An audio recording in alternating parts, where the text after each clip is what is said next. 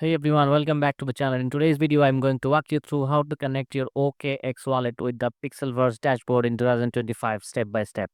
Let's jump right into it. First, head over to the Pixelverse dashboard in your browser.